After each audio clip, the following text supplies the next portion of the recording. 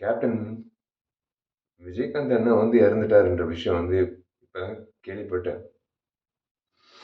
ஆனால் என்னை மன்னிச்சிடுங்க, முதல்ல என்னை மன்னிச்சிடுங்க. நான் சத்தியமாக இந்த நேரத்தில் நான் உங்கள் பக்கத்தில் இருந்து உங்கள் முகத்தை ஒரு முறை பார்த்து ஒரு காலத்தொட்டு கும்பிட்டு அவங்க கூட இருந்திருக்கணும். நான் வெளிநாட்டில் இருந்தது என் தப்புன்னு என்னை மன்னிச்சிடுங்க.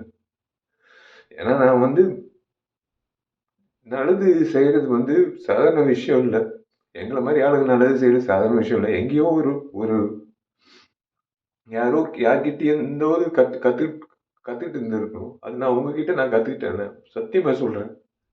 ஏன்னா உங்க அலுவலகத்துல வந்து கிட்டத்தட்ட 20 வருஷம் முன்னாடி நான் கேள்விப்பட்டிருக்கேன். நான் நிறைய முறை நிறைய பேர் சொன்னது நான் கேட்டிருக்கேன். உங்க அலுவலகத்துக்கு யாராவது பசியோட வந்தா நீங்க வந்து சோறு போட்டு அனுப்புவீங்க.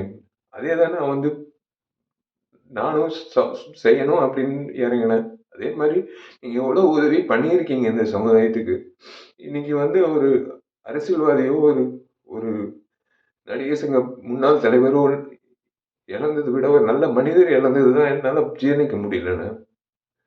இன்னைக்கு நடிகர் சங்கத்துல வந்து நான் நாங்கெல்லாம் பொறுப்பேற்றதுக்கு அப்புறம் உங்களை வந்து சந்திக்கும் போது பிரேமலதா அம்மா சொன்ன ஒரே விஷயம் தான், நீங்க அந்த பத்திரத்தை மீட்டுட்டு எடுத்துட்டு வரும்போது உங்க வீட்டு நகை கூட வந்து அந்த அளவுக்கு நீங்க ஒரு ஒரு ஒரு விஷயமாவே எடுத்துக்கல. நீங்க அந்த பத்திரத்தை அப்படியே ஒரு பொக்கிஷமா நீங்க வந்து உங்க லாக்கர்ல வச்சீங்கன்னு அம்மா அந்த அம்மா சொல்லும்போது, நீங்க செஞ்ச உதவிகள், நீங்க செஞ்ச விஷயங்கள் இந்த நடிகர் சங்கத்துக்கு நீங்க நடத்தின அந்த நிர்வாகம், அரசியல்வாதியா நீங்க நீங்க அவ்வளோ துணிவா நீங்க பேசின பேச்சு, உங்க செயல்பாடு, ஒரு நடிகனா நீங்க இவ்வளோ பேர் வாங்கியிருக்கீங்க.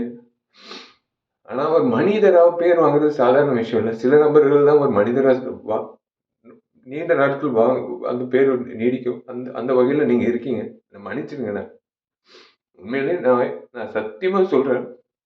இன்னைக்கு நான் உங்க பக்கத்துல இருந்திருக்கணும். முறையா உங்க பக்கத்துல இருந்திருக்கணும். உங்க ஆத்மா ஆத்ம சாந்தி அடையணும்னு.